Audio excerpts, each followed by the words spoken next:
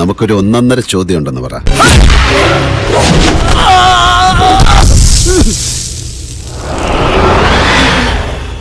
സ്വയം സുന്ദരൻ എന്ന് വിശേഷിപ്പിക്കുന്ന ഷുക്കൂറാണ് 35 ലക്ഷം രൂപ മുടക്കിയ സിനിമയുമായി എത്തുന്നത്. ഫോട്ടോ കൊണ്ടുവന്നിട്ടുണ്ടോ? വല്യമ്പരാനെ മുറിച്ച മുറി.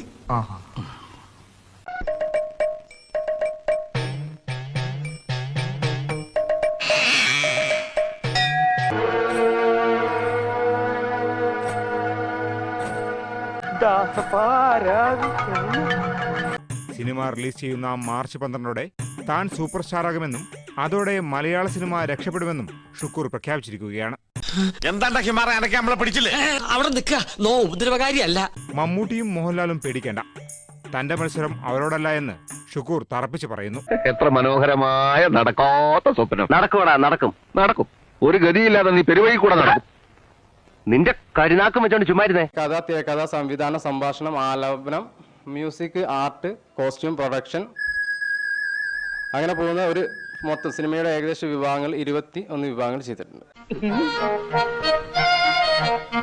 18 മേഖല ചെയ്തിട്ട് സ്വന്തം സൂപ്പർ സ്റ്റാർ എന്ന് ഒരാൾ പറയുന്നുണ്ട്. അപ്പോ 21 അല്ല, ഞാൻ പറയട്ടെ, 21 വിഭാഗങ്ങൾ ഞാനും ചെയ്തില്ല. അപ്പൊ എനിക്കും സൂപ്പർ സ്റ്റാർ ആവാലോ. മാളവിക എന്ന ഒരു നാട്ടിൻപുറത്തുകാരി പെൺകുട്ടിയെ കൊണ്ടുപോകുന്നു. അവളൊരു ചതിയിൽപ്പെടുന്നു. അതിനോടുകൂടി അവൾക്ക് മലയാള സിനിമയോട് വെറുക്കുന്നു. ഈശ്വര, ഇതൊക്കെ എന്റെ തലയിലാവൂലോ? അതെങ്ങനെ നിന്റെ തലയിലാവണം? പിന്നെ നീ കയറിയേക്കോ? ഞാൻ അതിന്റെ ഒരു കുറവ് മാത്രമേ ഉള്ളൂ. സിനിമയ്ക്കായി ഷുക്കൂറും തിരുവനന്തപുരത്തെ നിർമ്മാതാവും ചേർന്ന് മുടക്കിയത് 35 ലക്ഷം രൂപയാണത്രേ. ഇദ്ദേഹത്തിന് ഒരുപാട് ഫാക്ടറീസ്, എന്തിന് റിസർവ് ബാങ്ക് വരെ ഇദ്ദേഹത്തിന് സ്വന്തമായിട്ടുണ്ട്. 3 റിസർവ് ബാങ്ക് ആണോ 3? അതെ. ഇപ്പൊ 2 പുതുതായിട്ട് ചെയ്യാൻ പോകുന്നു. ഒന്ന് നെടുമങ്ങാട്, ഒന്ന് കാക്കനാട്. നിർഭാഗ്യവശാൽ ഈ നിർമ്മാതാവിനെ വാർത്താ സമ്മേളനത്തിൽ കണ്ടില്ല.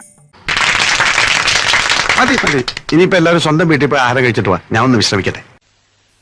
എന്റെ ഈശോയെ, നീ ഒരു കുരിശല്ലേ ചുമന്നുള്ളൂ? ഈ വണ്ടി നിറയെ കുരിശുകളാ എനിക്ക് ചുമക്കാൻ.